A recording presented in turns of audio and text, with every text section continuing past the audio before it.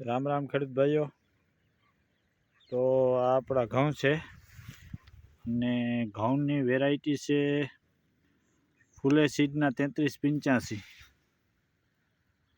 જે ગઈ સાલ પણ લોન્ચ થયેલી હતી પણ બહુ ઓછા લોકોએ વાવી હતી। તો આ વખતે આપણે આની ટ્રાય કરી છે। ફૂટ પણ સારી છે,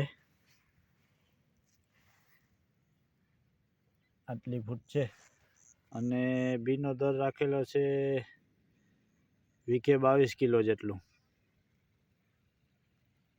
અને આ ઘઉં થયા છે આજે 30 દિવસના થયા છે અને આની ખાસિયત એ છે કે આની ડુંડી લાંબી થાય અને ધરવાની સમસ્યા પણ ઓછી રહે, કારણ કે આનું જે દાંડર છે એકદમ મજબૂત થાય।